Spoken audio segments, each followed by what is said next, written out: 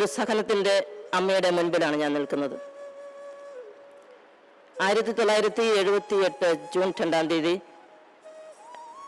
തൻ്റെ ആദ്യ വ്രതവാഗ്ദാനം കഴിഞ്ഞ് തൻ്റെ കുടുംബാംഗങ്ങളോടൊപ്പം സന്തോഷം പങ്കിടാനായി സ്വന്തം ഭവനത്തിലേക്ക് പോയി മടങ്ങി വരും വഴി 1978 ജൂൺ 7-ാം തീയതി കളമശ്ശേരിയിൽ വെച്ച് ഒരു ബസ് ആക്സിഡൻ്റ് ഉണ്ടാവുകയും അമ്മയുടെ ഒരു കാല് എന്നേക്കുമായി നഷ്ടപ്പെടുകയും ചെയ്തു.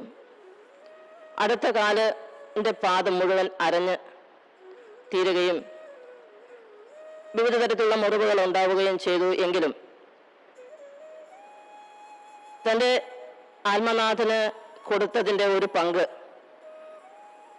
അത് നേരത്തെ തന്നെ സ്വർഗത്തിൽ സൂക്ഷിക്കാൻ കൊടുത്തു എന്നതാണ് ഞങ്ങളൊക്കെ ചിന്തിക്കുന്നത്.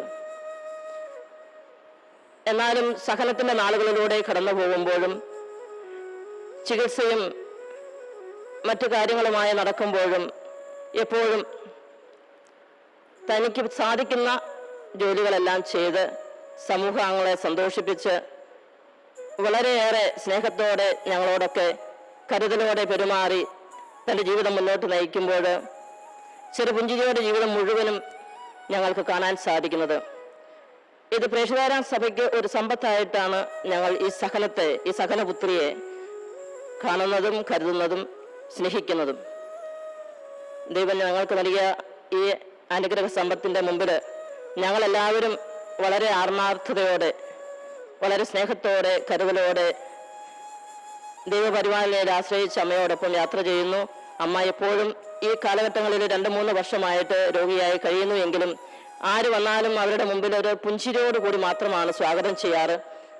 അങ്ങനെ മറ്റുള്ളവർക്ക് ചെറുപുഞ്ചിരി നൽകിക്കൊണ്ട് തൻ്റെ സഹനം മറച്ചു വെച്ചുകൊണ്ട് ദൈവത്തിൽ സമർപ്പിച്ച് സന്തോഷത്തോടുകൂടി ജീവിക്കുന്ന ഒരമ്മ ഈ പ്രേക്ഷിതാരാം സഭയ്ക്ക് ഒരു അനുഗ്രഹമാണ്, ഒരു സഹനത്തിൻ്റെ ഒരു സമ്പത്താണ്. ഞങ്ങളുടെ വളർച്ചയിൽ മുന്നോട്ടുള്ള യാത്രയിലെല്ലാം ഞങ്ങളുടെ കൂടെ ആയിരുന്നു ഞങ്ങളെ ശക്തിപ്പെടുത്തുന്ന ഈ അമ്മയ്ക്ക് ദൈവത്തിൻ്റെ പ്രത്യേക കൃപയും അനുഗ്രഹവും എന്നും ഉണ്ട്.